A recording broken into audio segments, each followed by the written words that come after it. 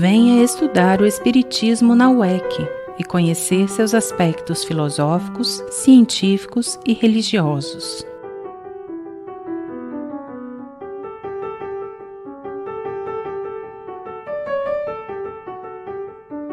Aulas online, inscrições cursos.uec.org.br.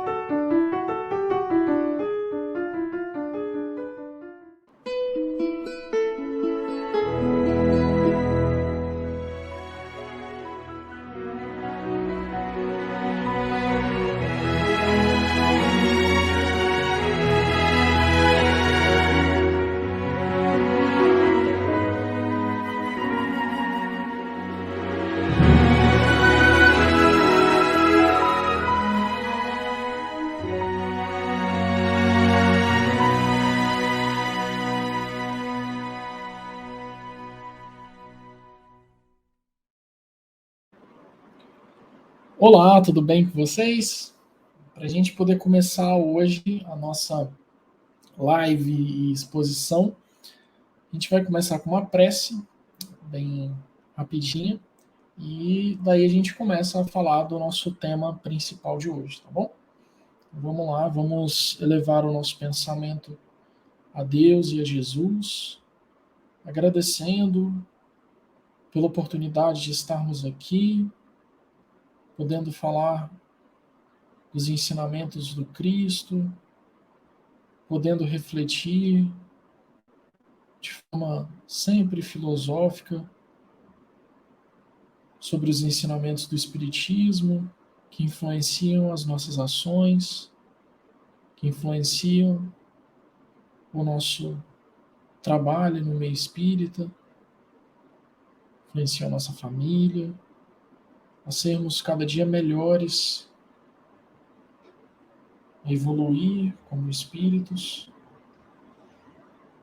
Nós também te agradecemos pela oportunidade de estarmos aqui, falando e podendo estar junto virtualmente com tantas e tantas pessoas. Que o Senhor possa abençoar a cada um em suas casas, abençoar a nossa casa espírita e a todos os nossos familiares com muita luz e muita paz. Nós agradecemos pelo dia de hoje e por deixar as palavras do Cristo gravadas aqui nesta live e aqui na internet. Muito obrigado por tudo, que assim seja. Bom, então vamos lá, né? Vamos começar a nossa palestra, exposição, live de hoje. Hoje a gente vai falar sobre redes sociais e espiritismo. E é muito comum que a gente pense que redes sociais elas estão ligadas ao Facebook, ao Instagram, aqui, né, o YouTube, todas essas redes que a gente conhece dentro da internet. Então, a gente quer trazer aqui uma conexão ainda maior do que somente essa das redes sociais online. A gente quer trazer com essa exposição uma noção muito maior que é as redes sociais entre as pessoas. E que ficou muito comum a partir da internet, essa conexão que a gente tem. Mas as redes sociais são muito mais antigas do que a gente imagina, o que a gente já parou para poder refletir. E a gente vai entrar muito nesse tema e entender como que nós, espíritas ou o espiritismo, pode interagir num mundo novo, de muita tecnologia, mas que no final das contas são pessoas interagindo com pessoas, vivendo, crescendo e evoluindo, né? E aí, para a gente poder iniciar essa explanação aqui, a gente traz os 3 As. Porque a gente poder pensar sobre o espiritismo e essas redes sociais, a gente precisa entender o antes, o agora e para onde que a gente está indo, o amanhã.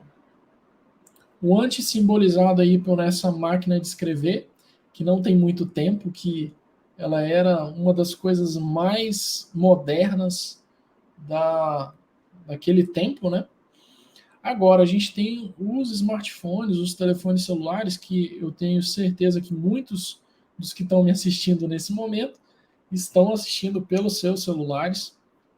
E a gente tem o amanhã, simbolizado ali por uma pessoa enxergando os dados num mundo diferente e que, no final, eu tenho uma novidade muito recente para essa live que está acontecendo aqui. E eu peço que você fique até o final para você descobrir junto com a gente aqui. Então, antes, a gente trouxe alguns elementos para a gente poder entender como que os meios de comunicação, que foram as formas com que a gente se conectou nessas redes sociais de pessoas com as pessoas, como que foram esses meios de comunicação. Então a gente tem aqui na tela os livros, a gente tem a televisão, a gente tem videocassete, a gente tem Walkman para a galera que gostava de ouvir a música, a gente tem a máquina de escrever, temos o rádio, faltou aqui as cartas, a gente tem aqui também um computador, né, de mesa, bem daqueles antigos, monitor de tubo, e a gente tem essa máquina aqui, que foi a máquina que revolucionou a comunicação moderna do jeito que a gente vê hoje, que é a prensa de Gutenberg. Foi através dessa máquina aqui que a gente pôde colocar em grande escala o conhecimento para as pessoas, através dos livros, que foi essa máquina que Gutenberg criou, que fez com que a gente pudesse imprimir as coisas, né, de uma forma que antes, né, nessa época era muito rudimentar para os padrões de hoje, mas que revolucionou tudo, porque antigamente quem tinha acesso aos livros eram pessoas muito, muito, muito ricas, porque um livro ele era feito à mão, ele era praticamente desenhado, né? Então era muito caro para poder fazer. Eu não me lembro quem disse isso, se eu não me engano foi o Cortella contando uma história do passado que os livros eram como se fosse o preço de um carro atualmente. Então, somente pessoas muito ricas tinham acesso a esse conhecimento. E a partir da prensa de Gutenberg, a gente pôde alcançar mais pessoas. E aí vieram outras tecnologias, né?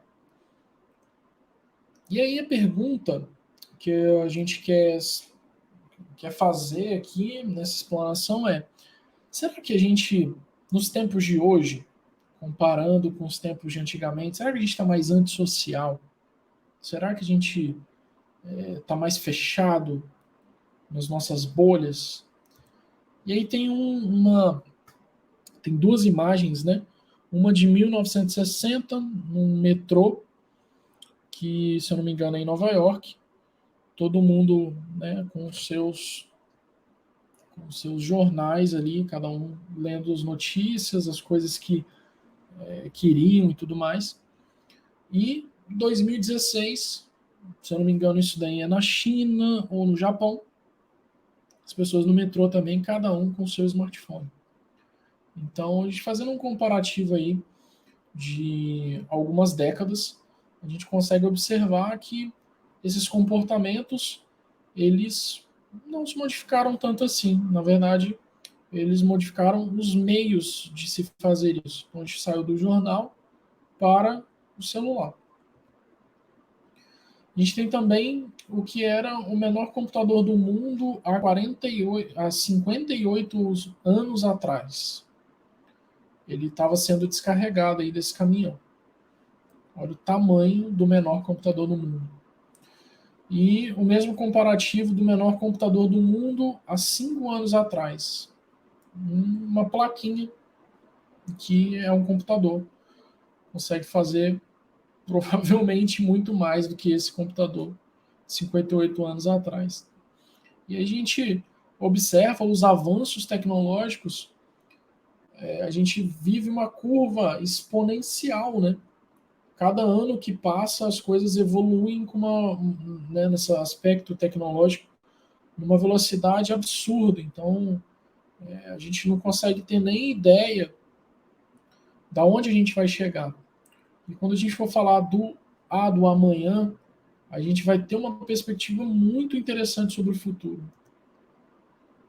Então, nesse momento, esse trecho é do livro Abundância, do Peter Diamandis, que é um futurista, ou seja, uma pessoa que estuda sobre o futuro. Ele faz uma fala muito interessante, que é, nesse momento, um cidadão da África com um telefone celular dispõe de mais recursos de telefonia móvel do que o presidente dos Estados Unidos 25 anos atrás. E se estiver com smartphone, com acesso ao Google, ele terá mais acesso às informações do que o presidente há apenas 15 anos atrás. Então, a gente vive um momento de disrupção total de tudo que a gente conhecia até pouco tempo. E tudo isso conversa com essas redes sociais, como a gente interage com o outro. E agora, né? Como é que a gente está agora? A gente precisa fazer uma análise de como estamos para a gente entender como que a gente pode aproveitar tudo que a gente tem ao nosso favor e como a gente vai rumar para um futuro. Para a gente poder falar sobre o nosso tema central, que é rede social, a gente precisa definir o que é uma rede social. Uma rede social não é o Facebook, não é só o Facebook, não é só o Instagram, não é só o Twitter, não é só essas redes que a gente conhece. Uma rede social é uma conexão entre várias pessoas. Então, a gente tem aí a definição. Uma rede social é um composto conectado por um ou vários tipos de relações que compartilham valores e objetivos comuns. Então, se você tem uma empresa com colaboradores, aquilo ali é uma rede social. São pessoas que compartilham de valores, que têm objetivos comuns ali, que estão trabalhando em conjunto e que têm um tipo de relação. Então, se você, por exemplo, tem uma empresa e sua esposa é sua sócia, e você tem na empresa também, por exemplo, os seus filhos trabalhando, você tem ali alguns tipos de relações dentro daquela rede social. Uma relação de trabalho, uma relação de família. Então, na casa espírita, isso acontece também.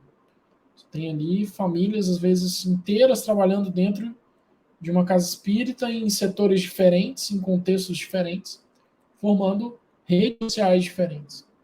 E as redes sociais, elas não são uma coisa só. Elas se cruzam, elas se entrelaçam, como eu vou mostrar no estudo mais para frente. E aí, Kardec ele vai trazer para a gente no Livro dos Espíritos a pergunta 768, que ele pergunta o seguinte: procurando a sociedade, não fará o homem mais do que obedecer a um sentimento pessoal, ou há nesse sentimento algum providencial, objetivo de ordem mais geral? O homem tem que progredir. Insulado, ou seja, isolado, né? Não lhe é isso possível, por não dispor de todas as faculdades. Falta-lhe o contato com outros homens. No insulamento, ele se embrutece e estiola. A rede social que a gente enxerga hoje, que, por exemplo, uma das redes sociais que a gente vive é a nossa família. Então, através das faculdades e dos pontos positivos que cada pessoa tem, a gente aprende uns com os outros. Então, as redes sociais que estamos inseridos hoje, elas servem para isso. Do nosso trabalho, da nossa família, de redes sociais digitais mesmo que a gente está, o quanto que a gente pode aprender com os outros numa rede social, né? E aí tem um comentário de Kardec que é o seguinte: homem nenhum possui faculdades completas.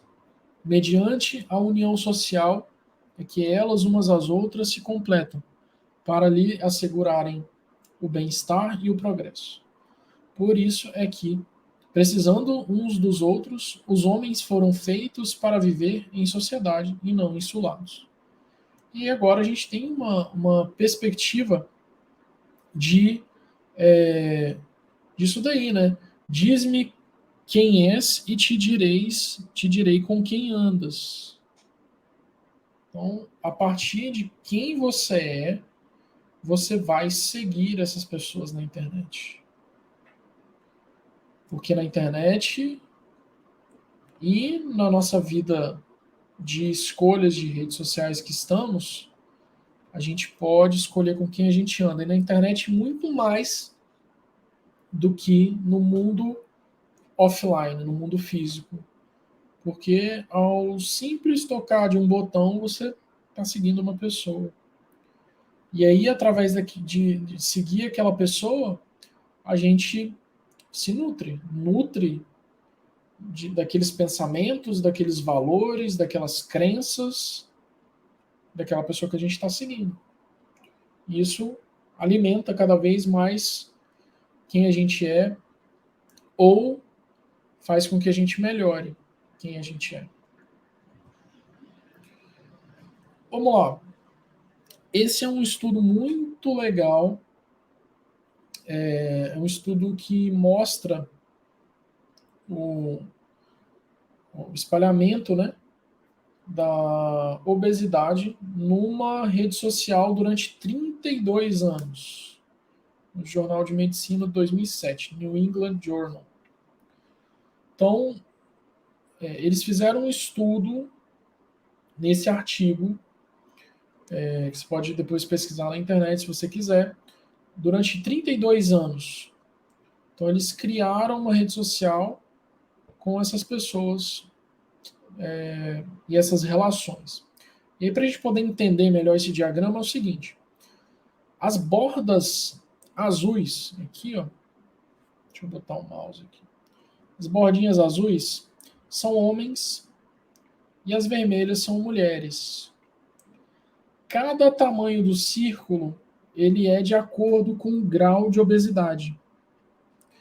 E a corzinha que está aqui dentro, verde é não obeso, uma pessoa dentro do peso, e amarelo, obeso.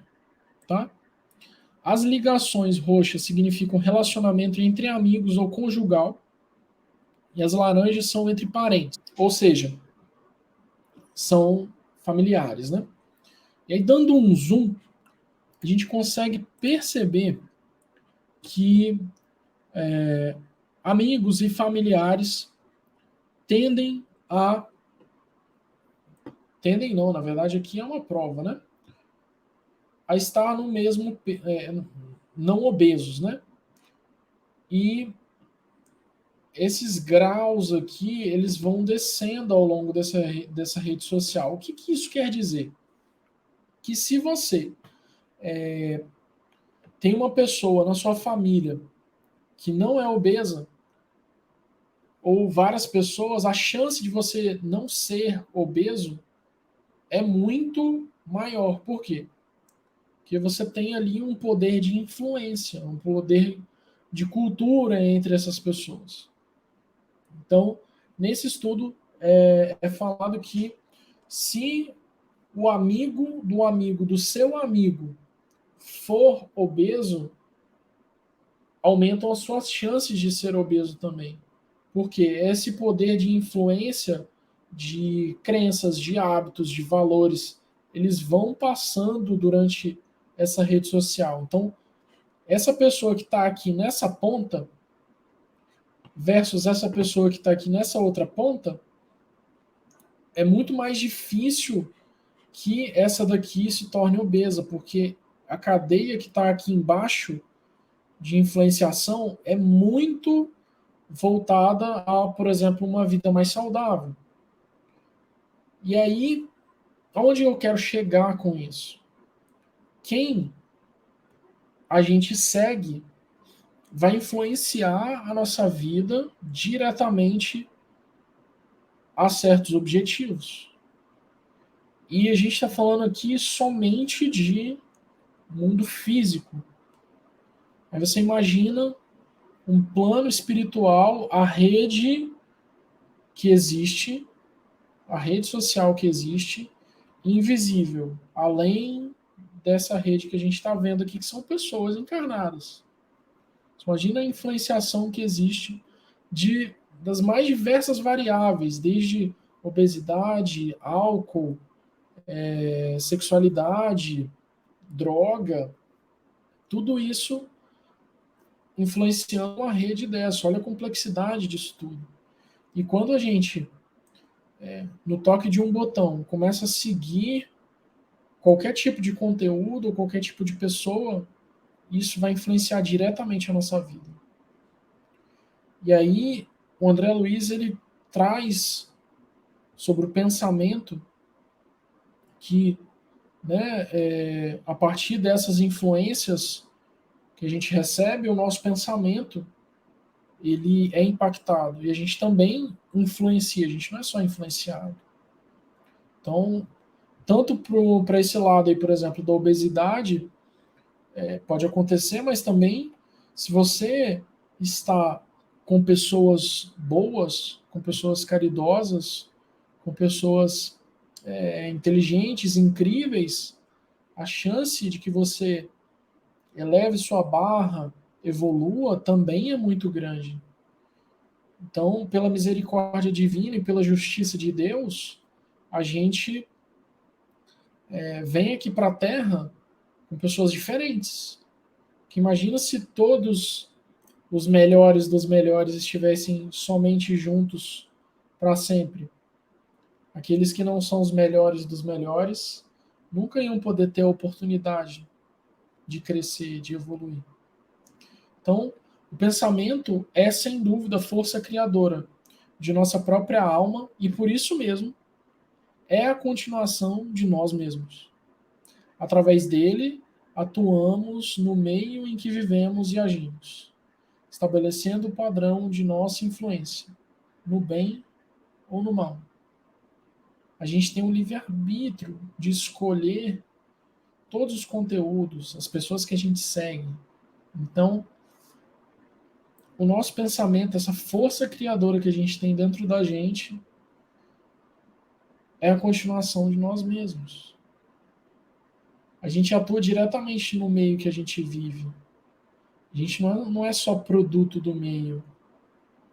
A gente pode fazer diferente. E aí eu quero trazer como uma indicação esse documentário que está no Netflix, que se chama O Dilema das Redes Sociais. Se você quer entender mais sobre esse assunto e como que as redes sociais têm ditado a vida de milhões de pessoas ao redor do mundo e como ela tem ditado a sua própria vida, eu recomendo que você assista. E aí, a gente tem aqui alguns dados das redes sociais online. No Brasil, a gente tem hoje 140 milhões de usuários de mídias sociais ativos. Hoje a gente tem 220 milhões de habitantes, então praticamente todo mundo está lá. E agora, depois da pandemia, acredito que esse número tenha aumentado muito, que esse número é de 2020, início de 2020. Agora deve estar muito mais. 94% das pessoas possuem um smartphone. 73% possuem um laptop ou desktop. 11% possuem smartwatch ou smartband, ou seja, aqueles relógios inteligentes, né? Os usuários passam em média 9 horas e 17 minutos na internet. Você quer descobrir quanto tempo você passa na internet? Pelo menos assim, no iPhone aqui, e acho que no Android tem também, você consegue ver quanto tempo você passa. Então, 9 horas e 17 minutos, as pessoas estão no celular, elas estão na internet. Então, a gente está trazendo essa reflexão aqui para que a gente tenha mais qualidade, não só nas nossas relações, mas em quem a gente segue, o que a gente consome de conteúdo.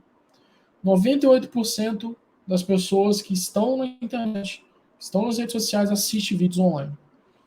36% escutam podcasts. Eu acredito que esse número aqui deve estar, hoje, pelo menos 50% a 60% com o boom dos podcasts que aconteceu na internet há 1 ano e meio, mais ou menos.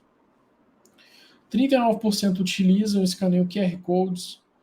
43% transfere para amigos e família seus dispositivos móveis. Eu acho que isso aumentou também devido à pandemia. 38% realizou uma compra online com dispositivo mobile, ou seja, com celular, com smartphone. Também isso aqui tem certeza absoluta que aumentou. A gente tem uma perspectiva de que na pandemia, eu sou profissional de marketing, de uma empresa de marketing digital, e lendo pesquisas, artigos e vários outros empreendedores falando, a gente avançou nesse meio digital 10 anos em 1 ano de pandemia. Então, empresas faturaram milhões e milhões com vendas online e as pessoas estão no digital. E a pandemia veio para consolidar cada vez mais isso.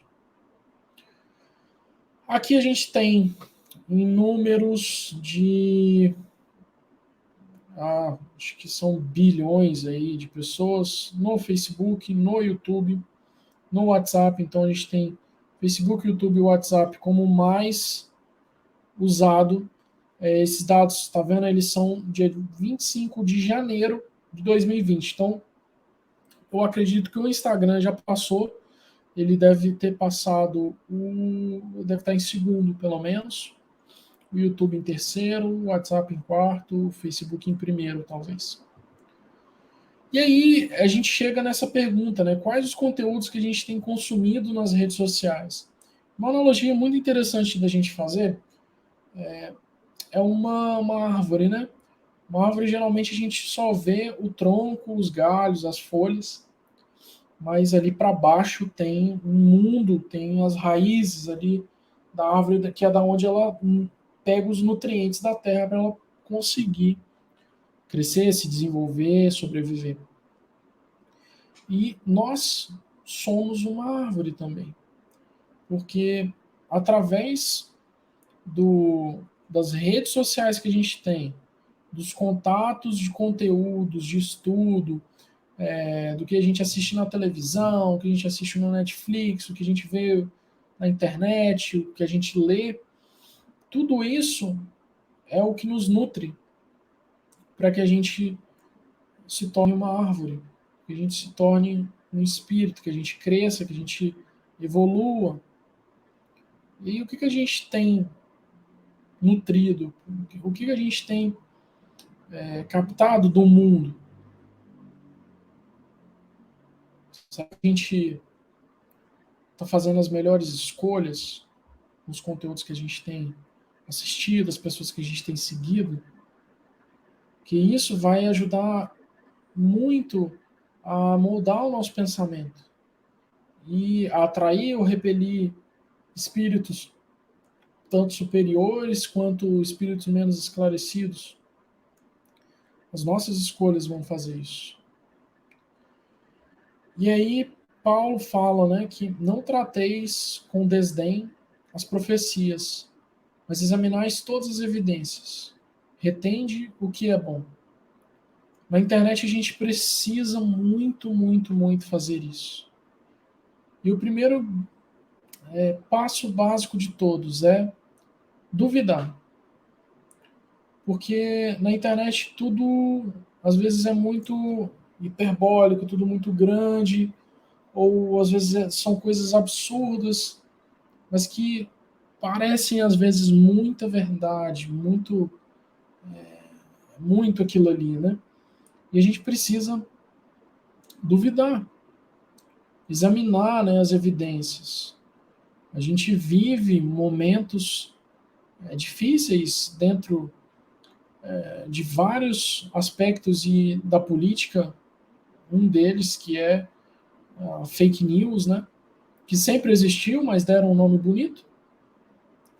E isso alcançou escalas cada vez maiores e cada vez com menos controle, porque no antes a gente tinha ali meios de comunicação que faziam alguns filtros, regulavam algumas coisas, também, né, com alguns interesses próprios. A gente sabe que essa isenção ela não existe, mas existiam alguns filtros. E hoje, qualquer pessoa com um celular, com uma câmera, com a internet, consegue ser um formador de opinião. Então, a escala e esses filtros, os filtros foram cada vez diminuídos, porque qualquer um pode postar qualquer coisa na internet. E a escala disso foi absurda, porque a gente tem milhões de pessoas a cada segundo gerando toneladas de dados, toneladas de informações na internet. Então, a gente tem essa perspectiva de ter que examinar as coisas e reter aquilo que é bom. Porque se a gente for acreditar em tudo que a gente vê na internet, a gente não consegue dar conta, né? E aí no Pensamento e Vida, Emmanuel traz para a gente o seguinte, né, que o nosso pensamento cria a vida que procuramos, através do reflexo de nós mesmos, até que nos identifiquemos um dia no curso dos milênios com a sabedoria infinita e com o infinito amor, que constitui o pensamento e a vida de nosso Pai. Então, mais uma vez, o nosso pensamento que dita as nossas ações, a vida que a gente procura, o que a gente quer, os nossos objetivos. Aqueles que são mais pessimistas têm muita tendência de condenar a internet, né? Condenar essa ferramenta. Se não fosse ela, eu não poderia estar aqui, podendo falar sobre esses ensinamentos do Cristo, fazendo essas reflexões. Então, o problema não está na ferramenta. O problema está em quem manuseia a ferramenta, o pensamento de quem manuseia essa ferramenta.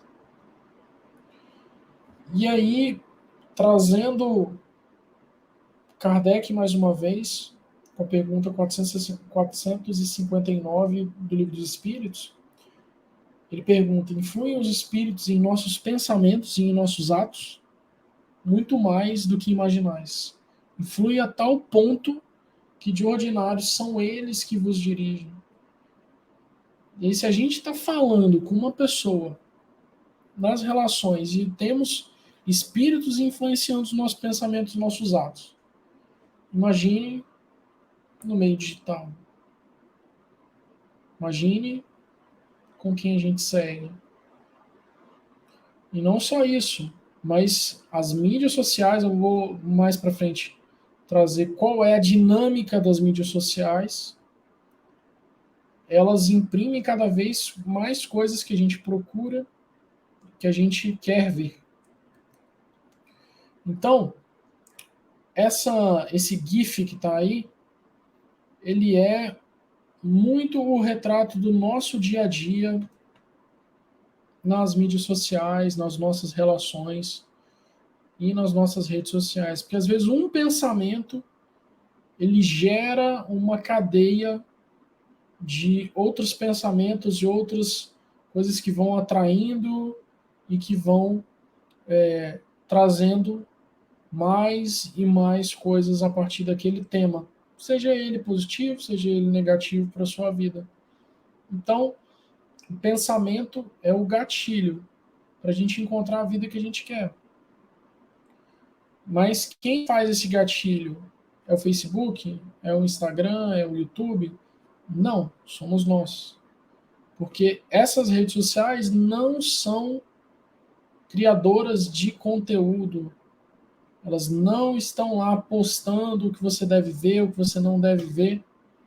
Assim como era a televisão, o jornal, a rádio, não tem uma pessoa ou um conjunto pequeno de pessoas definindo isso. Você, eu e todo mundo produz os conteúdos para mídia social. E aí, para a gente começar a entrar nas redes sociais, nas mídias sociais, a gente precisa entender que a moeda desse século, do século 21, não é o dinheiro, não é o Bitcoin, não é nada do que a gente imagina, não é o dinheiro físico, o ouro. A moeda do século 21 é a atenção das pessoas. Por que influenciadores, por que alguns palestrantes espíritas têm tanta notoriedade? Porque eles conseguiram acumular a atenção das pessoas. E aonde a atenção das pessoas está? No meio digital. Então, nós espíritas, se a gente tem a máxima ali de divulgação da doutrina espírita, a divulgação tem que estar aonde as pessoas estão. E grande parte da atenção das pessoas está aqui no digital. Então, nós espíritas precisamos desenvolver habilidades para nos conectar com outras pessoas. Não só outros espíritas, mas com outras pessoas que têm dores, que têm dificuldades e que estão aqui na internet, passando por aqui. Vamos lá. As redes sociais, elas podem ter um impacto negativo sobre a autoestima das meninas. A Elliot, ela fez um estudo e disponibilizou isso aqui. Saiu no G1, né? Porque o número de crianças hospitalizadas por tentativa de suicídio dobrou nos Estados Unidos. Meninas respondem por 2 em cada 3 internações de menores por pensamentos ou tentativas de suicídio. Quando essas garotas, né, essas meninas, elas notam que elas não têm uma vida tão perfeita ou glamourosa quanto a de outros, elas concluem que algo anormal ou errado está acontecendo com elas. Com as redes sociais e com a pressão das redes sociais, a experiência de ser vigiado e julgado o tempo todo só aumenta, avalia a Elliot, né? Então, a gente também tem um lado muito negativo das mídias sociais, de que a gente vê uma parcela da vida do outro, né? A gente não vê as dificuldades, os problemas. Porque as pessoas têm a tendência de postar só aquilo que é positivo. Então, a falta de uma estrutura de fé mesmo, ou às vezes de uma estrutura religiosa, de fazer o que a gente está fazendo aqui, de conversar esse tema, faz com que esses jovens não tenham um rumo, uma forma de enxergar a vida além do que uma vida perfeita de Instagram, de Facebook ou YouTube está acontecendo ali na frente dela. Então é muito importante a gente dialogar sobre esse tema, igual a gente está fazendo aqui, para que isso cada vez mais diminua e não cresça, né? As relações online podem ser uma fonte de apoio e conforto. Pacientes de câncer, por exemplo, encontram grupos de apoio na internet que são maravilhosos, diz ela. As amizades online não podem substituir as amizades cara a cara. Os pais precisam prestar atenção nisso. E olha o que a gente tem vivido, né? Essa pandemia mostrou o quanto que as relações presenciais são tão importantes. E que as amizades online, Essa aproximação online, ela não substitui a aproximação física, mas de certa forma, o online é muito positivo, porque a gente tem ali a oportunidade, às vezes, de estar próximo de pessoas que a gente não teria. Às vezes, de você conseguir ter contato com um parente que você não tem há muitos anos. Então, a gente precisa aprender a usar a ferramenta. Essa é a verdade. E aí, no Livro dos Espíritos também, a gente tem a pergunta 781. Tem um homem o poder de paralisar a marcha do progresso? Não. Mas tem, às vezes, o de embaraçá-la. Ou seja, de atrasar, né? Mas, e essa pergunta é muito pertinente nesse momento. Se a gente for analisar, né? A gente já tinha todas as ferramentas para poder fazer o que a gente está fazendo aqui. Uma reunião online, a gente já tinha o Zoom, já tinha várias ferramentas, Google Meet. Os médicos também tinham várias ferramentas à sua disposição, mas ninguém nunca quis avançar para poder fazer, por exemplo, uma consulta online. E precisou vir essa dificuldade, essa pandemia, para a gente não só aprender o lado moral, mas para que a gente avance. A gente avance. Olha quantas melhorias a gente não vai ter depois dessa pandemia, de médicos atendendo, de várias outras melhorias em hospitais, com os respiradores que foram comprados, com o desenvolvimento de vacinas. Olha o quanto a sociedade se mobilizou para poder vencer essa dificuldade da pandemia. E a gente pode, às vezes, até tentar atrasar, mas o progresso, ele vem. Ele já veio. Olha essa perspectiva que a gente tinha de crescer 10 anos, né, nesse meio digital, e a gente cresceu esses 10 anos em um ano. E por que a gente não evolui, a gente não corre atrás para crescer sempre 10 em um? A gente precisa de passar por tudo isso que a gente passou. Não falo isso só no modo digital, mas no modo moral também, né?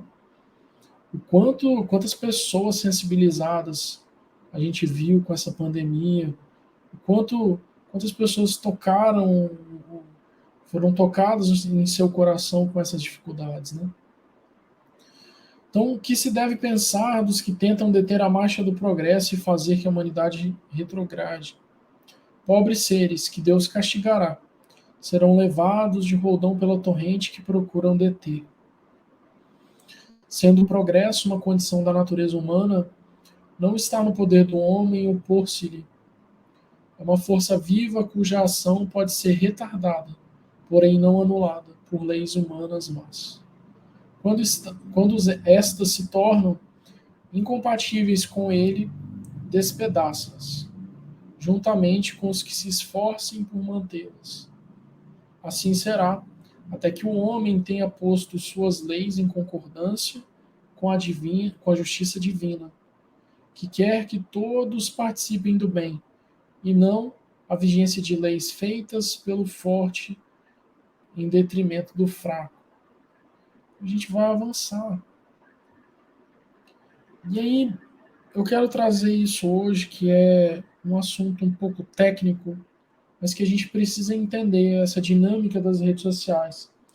E no documentário Dilema das Redes, se você tiver interesse de ver, você vai entender bem essa dinâmica, mas eu quis trazer aqui bem de forma resumida, e como eu trabalho com isso no meu dia a dia, a gente consegue observar isso de uma forma muito clara. Então, vamos lá. A gente tem aí 4 variáveis que sempre vai desembocar na última, que é o dinheiro. A gente tem conteúdos que você gosta, o tempo que você passa nas redes sociais, os dados que você entrega para eles e os anúncios que você vê. Essa é a rede social. Qualquer rede social vai ser assim. Se você não paga, ela vai ser assim. Então, se você faz uma pesquisa disso no YouTube depois. Se você não vê nada de jardinagem, comece a pesquisar vídeos de jardinagem. Pesquisa vários vídeos. O YouTube vai entender que você gosta disso e que você passa muito tempo na plataforma do YouTube vendo vídeos de jardinagem. Então, se você passa muito tempo no YouTube através desses conteúdos, cada vez mais anúncios podem ser mostrados para você. E quanto mais anúncios são mostrados, mais dinheiro o YouTube ganha. E os anunciantes. Porque é assim que funciona.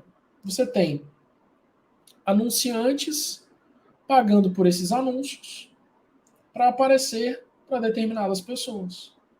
Uma parte fica para o YouTube, outra parte fica para o criador de conteúdo, ou seja, para quem faz o vídeo. No Instagram e Facebook, quem cria o conteúdo, quem posta, quem faz a arte, quem faz os posts, né? Ele não recebe nenhum dinheiro, mas ele tem ali uma base de pessoas que seguem ele. Então, quem paga pela festa toda são os anunciantes. E é assim que uma rede social ganha dinheiro, com anúncios. Assim como era na televisão, na rádio, no jornal, é a mesma dinâmica. Só que, para que você passe mais tempo numa mídia social, ele precisa entender o que você gosta. Entendendo o que você gosta através dos dados, ele te mostra mais daquele conteúdo. Então, se você fizer o teste que eu te falei, de buscar jardinagem no YouTube, cada vez mais ele vai te mostrar vídeos de jardinagem. E com isso, toda uma inteligência artificial, toda uma rede de programação de computadores entende o que eu, o que você, o que todo mundo que está assistindo essa live aqui gosta. Ele vai mostrar cada vez mais aquilo para que você fique mais tempo, para que você gere mais dados, para ele entender mais o que você gosta, para que você fique mais tempo, mostre mais anúncios e eles ganhem mais dinheiro. Essa é a dinâmica de uma rede social online. E aí, no documentário, tem essa frase que é sensacional. Se você não está pagando pelo produto, então você é o produto. Vou repetir. Se você não está pagando pelo produto, você é o produto. Para você estar assistindo esse vídeo aqui, essa live, você não tem que pagar nada. É de graça.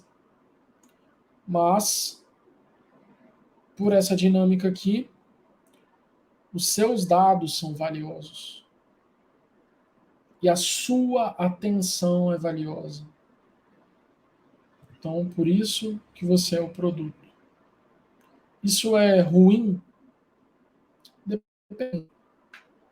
Depende porque se cada vez mais as pessoas elas veem coisas que elas gostam, que elas buscam e tudo mais, elas vão se fechando em bolhas. Então, igual eu já ouvi de várias pessoas assim, você não viu no Facebook sobre o acidente que teve na avenida tal? Não.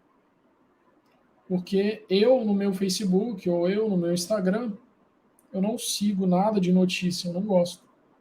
Então, eu não tô ali. E se aquela pessoa gosta de notícia, de política e tal, se ela é de direita ou de esquerda, e ela cada vez vai ter mais contato com aquele tipo de conteúdo que vai reforçar aquilo, que vai gerar uma bolha, e que ela acha que todo mundo pensa igual a ela, e ela tem cada vez menos contato com coisas diferentes, com forma de pensar diferente. E aí fica complicado desse ser evoluir. Porque se você reforça cada vez mais uma ideia, como é que você vai crescer? Como é que você vai ter contato com outros tipos de visão de mundo, né? Então a gente tem aqui um iceberg, que nós somos a ponta dele, nós somos o produto. Embaixo desse iceberg a gente tem inteligência artificial, a gente tem machine learning, a gente tem vários algoritmos, a gente tem programação, a gente tem dados, e a gente tem os anunciantes e o dinheiro. Mas quando você entra lá no seu Facebook, ou no seu Instagram, ou no que é qualquer rede social que seja, você não sabe disso, você não está vendo isso. E quando a gente tem cada vez mais consciência sobre esse tipo de coisa, a gente pode ensinar a plataforma, de certa forma, né, a mostrar o que a gente quer, o que a gente gosta, em coisas positivas. Então, se eu pesquiso cada vez mais sobre espiritismo, sobre vídeos espíritas, a plataforma vai trazer isso para mim e reforçar cada vez mais uma evolução, vários aprendizados, né? A gente pode se beneficiar também dessa dinâmica, né?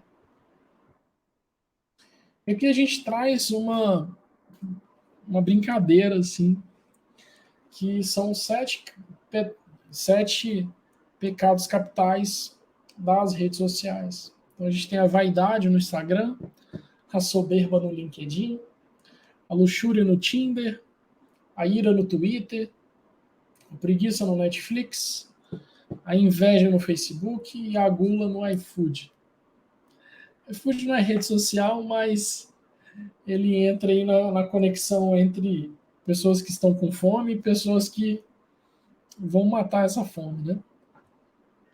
Então a gente tem um trecho aí do documentário falando que a geração Z, que são as pessoas nascidas depois de 1996, dos jovens de agora já são a geração mais ansiosa, frágil e mais deprimida. Cada vez tomam menos riscos. Ou seja, tempos difíceis tornam pessoas fortes, que criam tempos fáceis, que tornam pessoas fracas, que criam tempos difíceis, e aí esse ciclo ele entra. Então a gente tem vivido um tempo muito mais fácil, por exemplo, que a minha bisavó, em termos de tecnologia, mais fraca no aspecto moral, no aspecto de pessoa, mais ansioso, mais frágil, mais deprimido. Quantas pessoas a gente não vê assim, né? E aí a pergunta 780 de Kardec, que a gente tem: o progresso moral acompanha sempre o progresso intelectual? Decorre deste, mas nem sempre segue imediatamente. Como pode o progresso intelectual engendrar o progresso moral, fazendo compreensíveis o bem e o mal? O homem, desde então, pode escolher. O desenvolvimento do livre-arbítrio acompanha da inteligência e aumenta a responsabilidade dos atos. Como é, nesse caso, que muitas vezes sucede serem povos mais instruídos, os mais pervertidos também. O progresso completo constitui o objetivo. Os povos, porém, como os indivíduos, só passo a passo o atingem. Enquanto não se lhes haja desenvolvido o senso moral, pode o mesmo acontecer se sirvam da inteligência para a prática do mal. O moral e a inteligência são duas forças, só com o tempo chegam a equilibrar-se. Essa analogia também é muito interessante porque um grafite, né, e um diamante, eles são compostos do mesmo elemento, carbono. Só que a diferença entre um e outro são a organização das moléculas. Então você vê aí a organização do grafite, a organização do diamante. Nós temos acesso à mesma ferramenta, ou seja, o mesmo elemento ali. Mas a forma com que a gente organiza, o que a gente nutre o nosso espírito, ou seja, o que a gente pega aqui da internet, faz com que a gente se torne pessoas melhores ou não. A gente se torna um diamante mais forte ou um grafite fraco, que quebra a qualquer momento. Segue sempre marcha progressiva e lenta o aperfeiçoamento da humanidade ao progresso regular e lento, que resulta da força das coisas. Quando, porém, um povo não progride tão depressa quando devera. Deus o sujeita, de tempos em tempos, a um abalo físico ou moral que o transforma. Pandemia. A gente precisava avançar. A pandemia está aí. Que é um exemplo maior do que esse. E aí vamos lá, para o amanhã. Confesso que eu já fiz essa palestra outras vezes.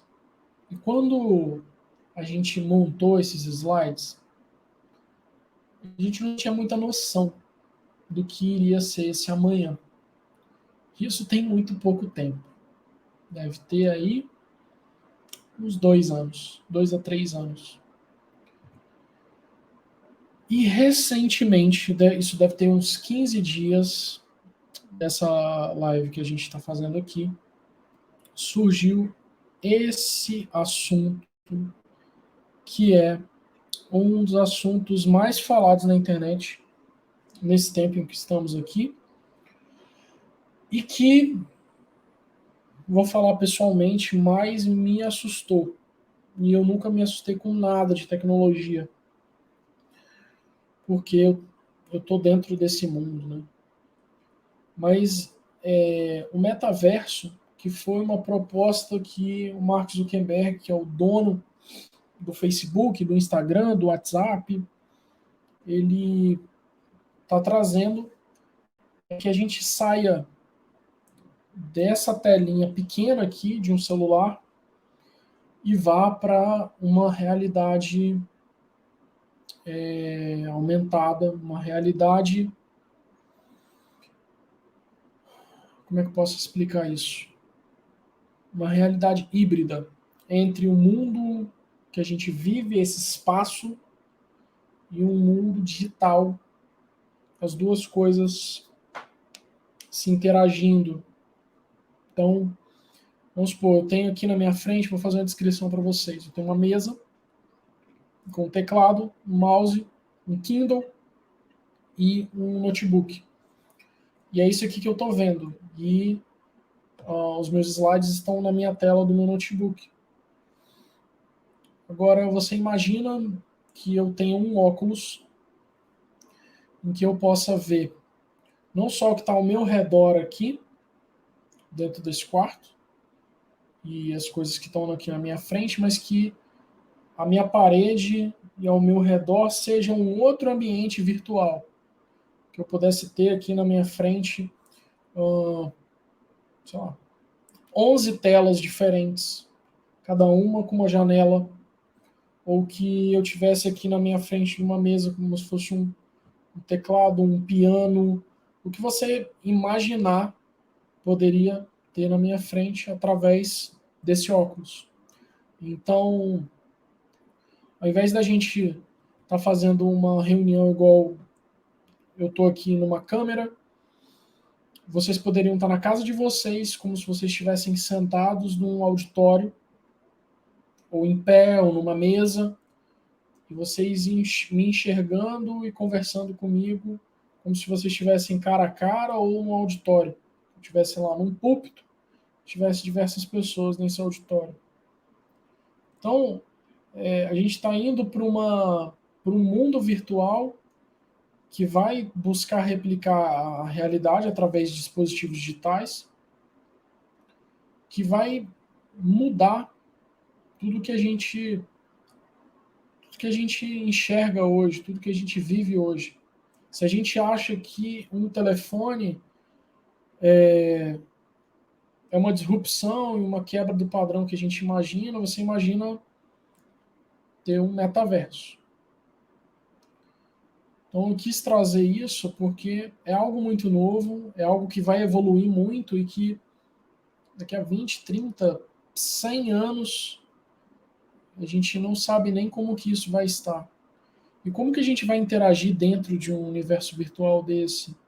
Como que vai estar o nosso moral dentro disso? Como que a gente pode aproveitar tudo isso para falar de doutrina espírita, para falar dos ensinamentos do Cristo? Imagina a gente poder ter acesso, estar lá em Jerusalém com esse óculos, a gente tem um palestrante espírita, um especialista lá sobre Tiberíades, explicando como é que foi tudo, sem a gente sair de casa. Então, são coisas incríveis que estão por vir e que coisas que já existem que são maravilhosas. Carros elétricos que já estão cada vez mais chegando no mundo inteiro, no Brasil também está chegando. A gente tem o projeto Starlink, que é da SpaceX, que eles estão colocando diversos satélites ao redor do mundo inteiro para poder liberar internet para áreas inóspitas, por exemplo, a Amazônia, o deserto Saara. Se você tiver uma antena, você vai poder conectar e ter internet nesses locais. Então, a gente vai sair aí de um número de 4 bilhões de pessoas que têm acesso à internet para todas as pessoas que puderem ter. Então, a gente também tem descoberta de água na Lua, a gente tem, pela própria SpaceX e por outros bilionários, questões de vontade de colonizar a Lua, depois colonizar Marte. A gente está vivendo um mundo e coisas muito diferentes, né? Tem isso daí é sensacional. Fala que 85% das profissões que existirão em 2030 ainda nem foram criadas. A minha profissão mesmo hoje, que é ser um estrategista digital, de marketing digital, gestor de tráfego, ou seja, gestor de anúncios online, quando eu estudava na escola, essa profissão nem existia. E a profissão dos nossos filhos ou das crianças de hoje nem foram criadas ainda. Você imagina a quantidade de profissões que vão existir no metaverso. Ao invés de você ter uma costureira, igual hoje, que faz uma roupa, você vai ter uma pessoa, um modelador em 3D, que vai criar a sua roupa dentro do universo virtual. Então, olha que loucura isso. E aí, a provocação que fica é uma reflexão. Eu não quero trazer nenhuma resposta aqui, porque há 2 anos atrás, enquanto a gente fazia essa palestra, nem existia a possibilidade de um metaverso. Como é que a gente pode interagir com esse mundo novo de transformações exponenciais? De a cada momento coisas novas, disrupções. A gente tem aqui um dado do Facebook que de 50 a 60 milhões de pessoas no Brasil têm interesse no espiritismo. Aí tem todos os dados demográficos aí. Então, tem muitas pessoas que não são espíritas, mas que têm interesse em espiritismo. Já pensou se a gente conseguisse trazer essas pessoas para conhecer mais através da internet? A gente tem algumas tecnologias de espiritismo. A gente tem o Kindle Unlimited. Lá você vai pagar, se eu não me engano, 9 ou 19 reais por mês. Você vai ter acesso a diversos e diversos livros espíritas por esse preço. Aqui, ó, eu tenho o Kindle aqui. Eu pago e tenho acesso. Aqui é o Pensamento e Vida que eu estava lendo. Então, as próprias casas espíritas vão precisar pensar em formas de se sustentar. Que muitas se sustentavam com os valores dos livros, mas como competir com isso? Como atrasar esse progresso que está aqui na palma da mão? E outra, né? 20 reais para você ter acesso a dezenas de livros espíritas, o quanto que isso não democratiza o acesso ao conhecimento espírita, igual foi lá a máquina de Gutenberg. A gente não pode querer atrasar esse desenvolvimento. Tem o Kardec Play, tem vários conteúdos sobre espiritismo lá, tem o espiritismo.tv, tem o Kardecpedia, que você digita lá, por exemplo, sobre pensamento. Você vai trazer, o site traz todas as citações, tudo relacionado a pensamento. É incrível. E a gente tem a FEB TV, que tem um canal no YouTube que traz muitos conteúdos que vale a pena seguir. Então, a gente tem essa fala de Paulo que é sensacional, que é tudo me é permitido, mas nem tudo me convém. Esse é o maior fechamento que a gente tem aqui nesse momento da humanidade com a internet, com as redes sociais. Tudo é permitido, mas nem tudo me convém. E aí o verdadeiro homem de bem é o que cumpre a lei de justiça, de amor, de caridade, na sua maior pureza. Que a gente possa aproveitar essas ferramentas, essas informações, para que a gente cresça, evolua e não só acompanhe a marcha do progresso, mas acelere o progresso com o Espiritismo e todos os conhecimentos que a gente vem adquirir. É isso. Muito obrigado pela sua participação aqui e nos vemos em breve.